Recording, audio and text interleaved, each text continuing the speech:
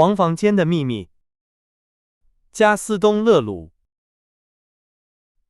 第4章。蛮荒野境之中。格兰迪耶城堡是法兰西岛地区最古老的城堡之一，该地区至今仍屹立着许多封建时代的著名古石。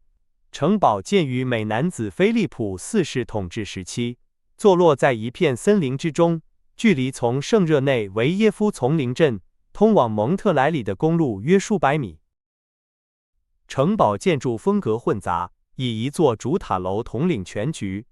访客在攀上这座古老主塔楼那不太稳固的阶梯后，便可到达一个小平台。17世纪时，格兰迪耶、新宅邸及其他领地之领主乔治·菲利贝尔德塞基尼曾下令在此修建了如今这座装饰华丽的洛可可风格灯塔。从灯塔远眺，越过3里格之遥的山谷与平原，便能望见蒙特莱里那座傲然耸立的塔楼。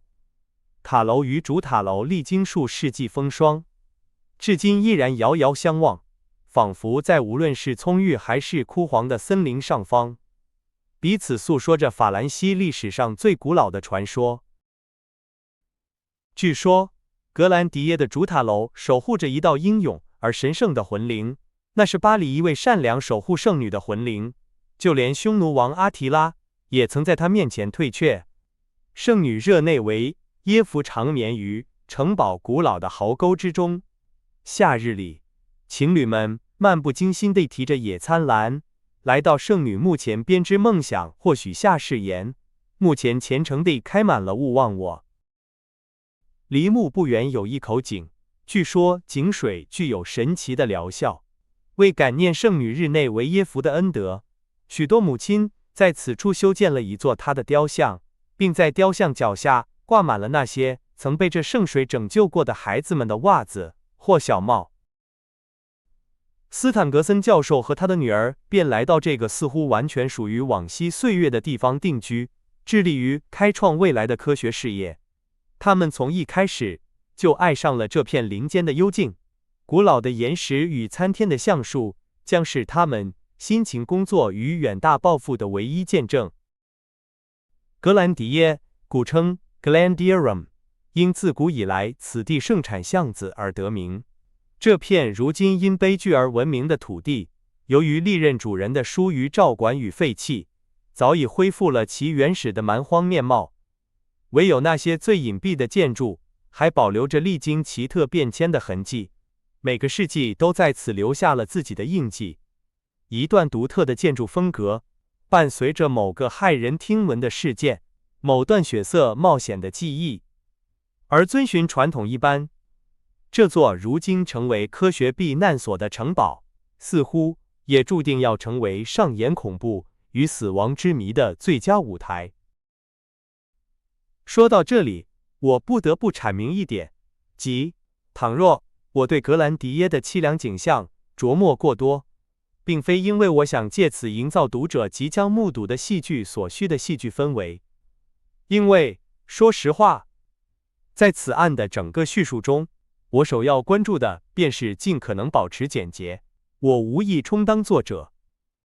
所谓作者，几乎总是小说家的代名词，而谢天谢地，黄色房间之谜本身就充满了足够的恐怖与真实的悲剧色彩，无需文学修饰。我只想做一名忠实的记述者，我必须记述事件本身，并将事件置于其发生的背景之中，仅此而已。各位自然应当了解事件发生的地点。让我们回到斯坦格森教授，他买下这处产业时，大约是在我们所关注的这桩惨剧发生前15年。格兰迪耶已久无人居，附近另一座由让·德贝尔蒙于14世纪建造的古堡也已荒废，因此该地区几乎渺无人烟。通往科尔贝伊的路边散落着几间茅屋，还有一家名为堡垒的客栈，为过往的马车夫提供短暂的歇脚之处。这差不多就是那片荒凉之地仅存的文明印记了。任谁也想不到这里距离首都仅有数里格之遥。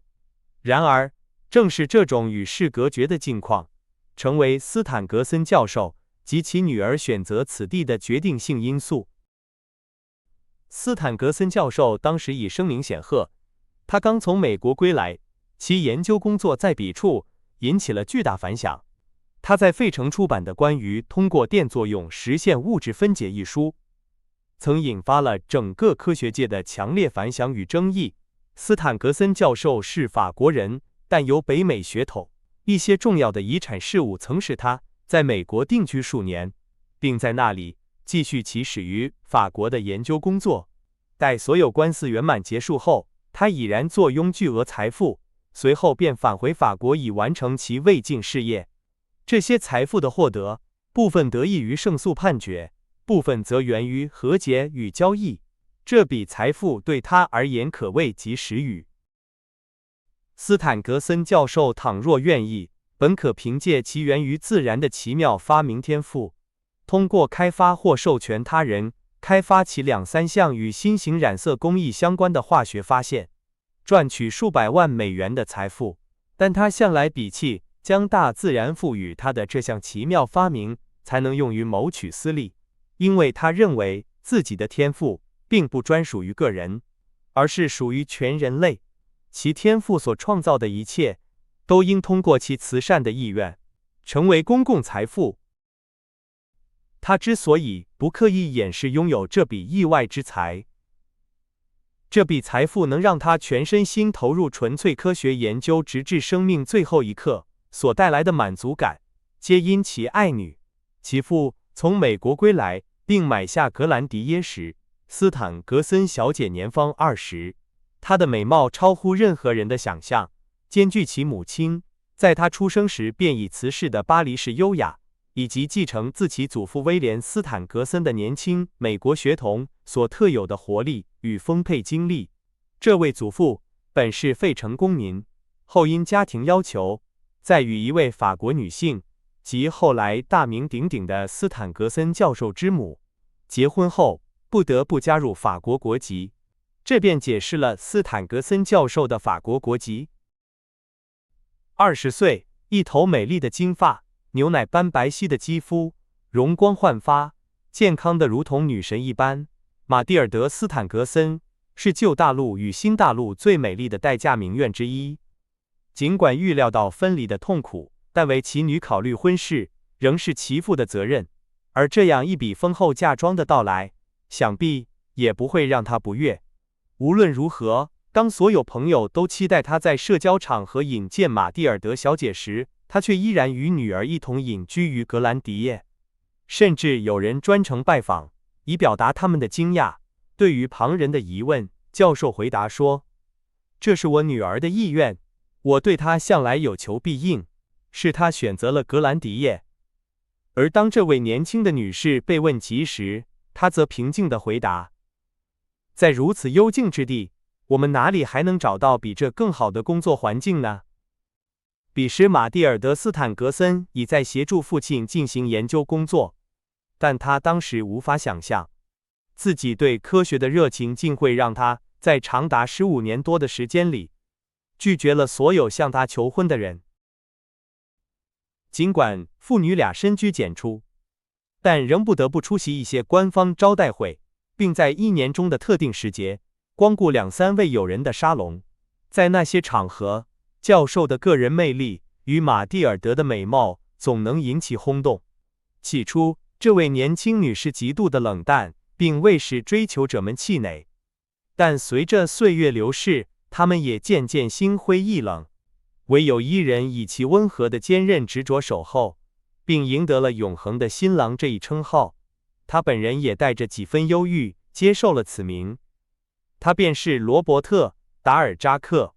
如今，斯坦格森小姐已不再年轻，似乎如果她在35岁前都未找到结婚的理由，那她便永远也不会结婚了。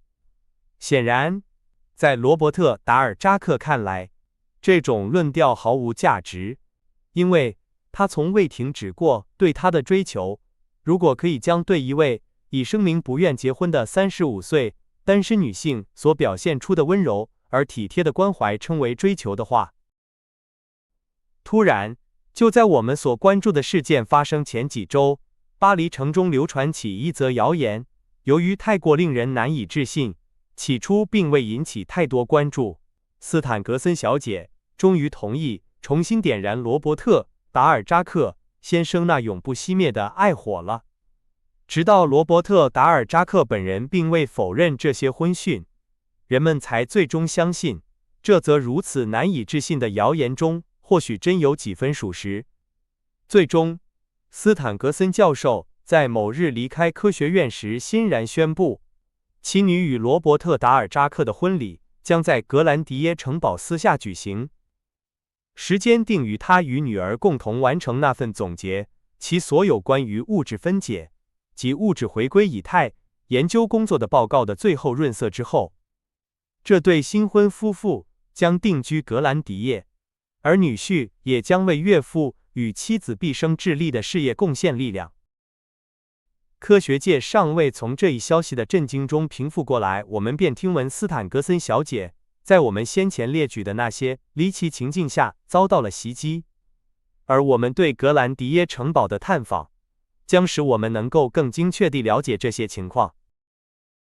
我毫不犹豫地向读者提供了所有这些背景细节，这些都是我通过与罗伯特·达尔扎克的业务往来而知晓的，以便读者在跨入黄色房间门槛之际，能与我一样掌握充分的背景信息。